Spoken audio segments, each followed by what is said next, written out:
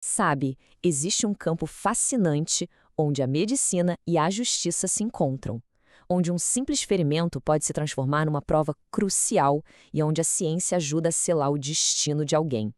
Hoje, a gente vai mergulhar fundo nos segredos da traumatologia forense.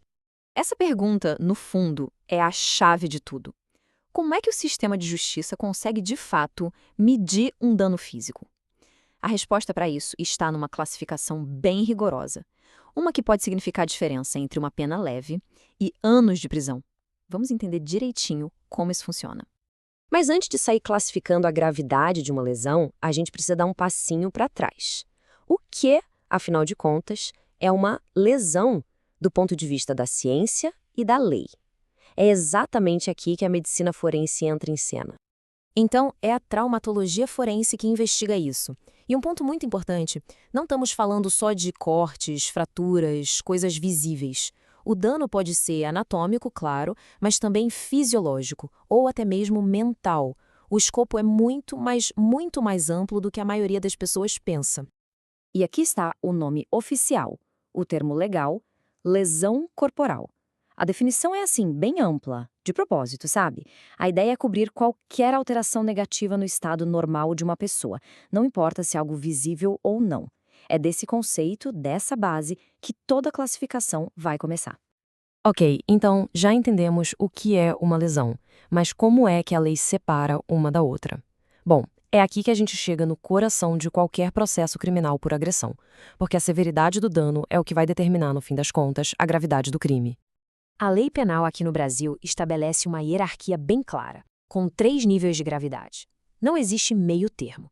Qualquer lesão vai ter que se encaixar em uma dessas 3 categorias. E é a análise do perito que vai dizer exatamente em qual delas. A lógica por trás dessa tabela é bem interessante. A lesão leve, ela é definida por exclusão, ou seja, é tudo aquilo que não se encaixa nas outras 2 categorias. Já as lesões do tipo grave e gravíssima, essas dependem de consequências muito específicas que a gente vai detalhar agora. E aqui um ponto crucial. É um erro muito comum as pessoas acharem que existe uma lesão média, mas legalmente falando, essa categoria simplesmente não existe. A classificação é essa e pronto. Leve, grave ou gravíssima, sem exceção nenhuma. Agora a gente vai entrar na parte mais sutil e talvez a mais decisiva de toda essa análise. A linha que separa uma lesão grave de uma gravíssima pode ser muito tênue, mas juridicamente a diferença é gigantesca.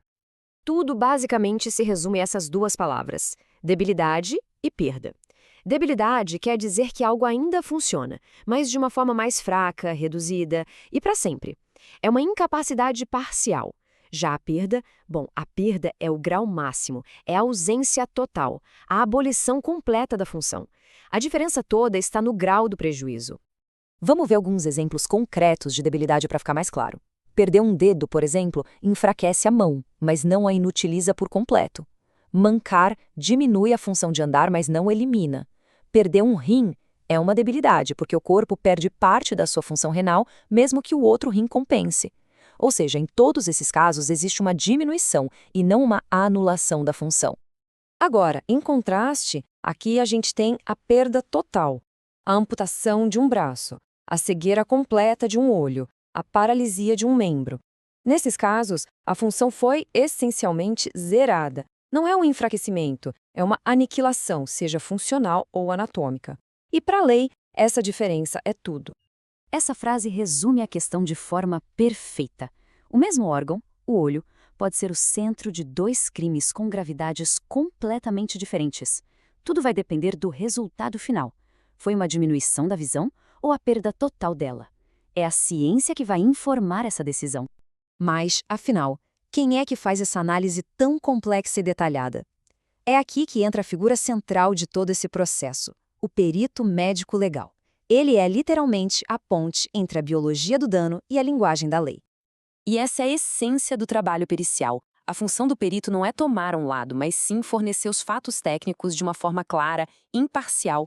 Tudo isso para que a justiça possa ser feita com base em evidências objetivas e não em achismos ou suposições. O trabalho do perito é muito metódico, muito rigoroso. Começa com aquele exame que comprova a materialidade do crime, ou seja, a prova física de que o crime de fato aconteceu. Depois vem os exames complementares, às vezes dias depois para ver quais foram as consequências a longo prazo. Cada passo é baseado em ciência, e esse trabalho de precisão tem um impacto direto no resultado de um julgamento. No final, tudo se resume a isso. O laudo pericial é uma tradução.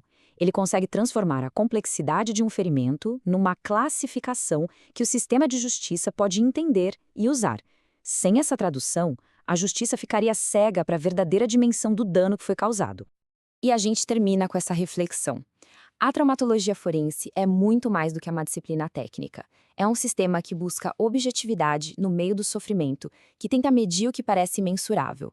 É a ciência que nos ajuda a diferenciar um simples tapa de uma agressão que muda uma vida inteira, para que, no final das contas, a balança da justiça possa, de fato, encontrar o seu equilíbrio.